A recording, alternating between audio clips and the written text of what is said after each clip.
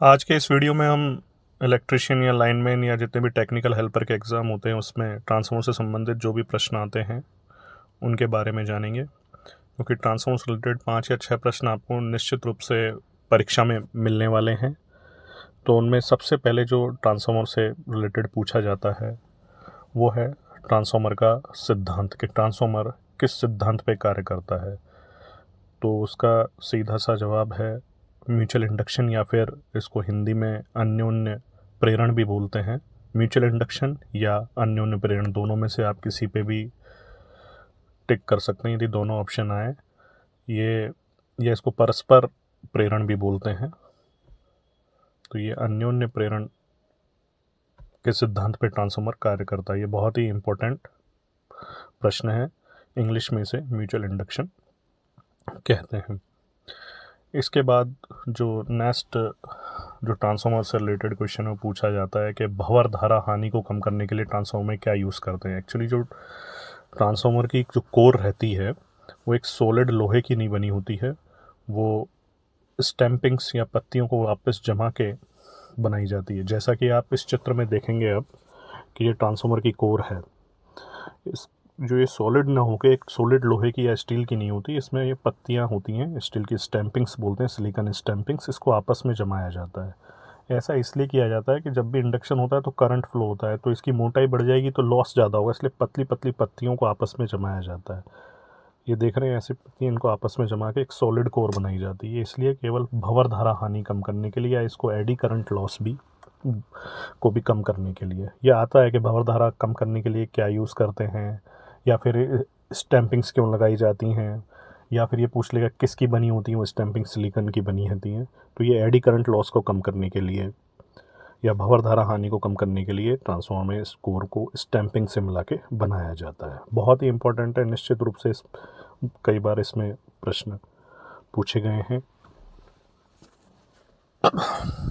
अब जो next topic है वो हम डिस्कस करेंगे कि ट्रांसफार्मर जो है, दो प्रश्न अपने हो चुके हैं। ट्रांसफार्मर की जो ईएमएफ इक्वेशन होती है, या इसको ईएमएफ का व्यंजक पूछ लेगा या समीकरण पूछ लेगा, विद्युत वोल्टेज का जो समीकरण क्या रहता है, ये भी बहुत इंपॉर्टेंट है। ये भी बहुत बार पेपर में पूछा गया है। जैसे इसमें मैं लिख रहा हूँ E = 4.44 F1 ये F फ्रिक्वेंसी है, N नंबर ऑफ फेरे, जिसको टर्न्स की संख्या प्राइमरी या सेकेंडरी वाइंडिंग में फेरों की संख्या है। 4.44 F ये ट्रांसफार्मर की ईएमएफ इक्वेशन या ईएमएफ समीकरण या फिर ईएमएफ का व्यंजक भी कहा जाता है। बहुत इंपॉर्टेंट है, ये भी कई बार एग्जाम में पूछा गया है। इसके बाद जो है ट्रांसफार्मर से रिलेटेड जो पूछा जाता है कि ट्रांसफार्मर के प्रोटेक्शन में लिए जो रिले यूज़ करते हैं अपन, जो आंतरिक फॉल्ट होते हैं ट्रांसफार्मर में, उसके प्रोटेक्शन के लिए कौन सी रिले यूज़ करते हैं, तो वो ये है बकोल्ज रिले। जो आंतरिक फॉल्ट जैसे ऑयल लेवल या गर्म होना या फिर उसमें धुआं उठना, तो ये जो आंतरिक जितने भी फॉल्ट होते हैं उनसे प्रोटेक्शन के लिए जिस रिले का यूज़ किया जाता है बकोल्ज रिले। ये भी बहुत इम्पोर्टेंट है कि ट्रांसफार्मर को आंतरिक फॉल्ट से बचाने के लिए कौन से रिले का यूज़ किया जाता है, तो आपका उत्तर होना चाहिए बकोल्ज रिले। अगला जो ट्रांसफार्मर्स का जो टॉपिक है वो भी काफ़ी इम्पोर्टेंट है, कई बार इससे भी प्रश्न एग्ज़ाम में पूछे गए। जैसे ब्रीदर का मेन यूज़ जो है वो ट्रांसफार्मर के अंदर जो ऑयल में नमी आ जाती है उसको सोखने के लिए है। इस ब्रीदर के अंदर सिलिका जेल क्रिस्टल होते हैं जो भरे रहते हैं, ये अंदर से नमी को सोख लेते हैं, तो ऑयल हमारा बढ़िया क्वालिटी का बना रहता है। ट्रांसफार्मर के अंदर से नमी सोखने के लिए, ट्रांसफार्मर को खराबी से बचाने के लिए ये ब्रीदर का उपयोग करते हैं। ये नमी को सोखता है। सिलिका जेल क्रिस्टल होते हैं और सिलिका जेल क्रिस्टल का जो ओरिजिनल कलर रहता है वो नीले रंग का रहता है, और जैसे ही ये नमी सोख लेते हैं तो इनका रंग गुलाबी हो जाता है। तो ये बहुत इंपॉर्टेंट क्वेश्चन है कि ब्रीदर में क्या भरा रहता है, सिलिका जेल क्रिस्टल, रंग कैसा होता है, नीला, और काम क्या करता है, नमी को सोखता है ब्रीदर।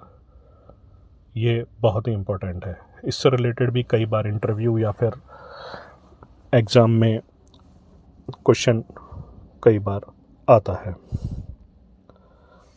अगला जो टॉपिक है हमारा कि ट्रांसफार्मर की कैपेसिटी या क्षमता को किस में नापते हैं। जैसे शक्ति को वाट में नापते हैं, मोटर की जो क्षमता है वो HP में आती है। ऐसी जो ट्रांसफार्मर की क्षमता या रेटिंग कैपेसिटी वो किस में मापी जाती है, तो वो KVA।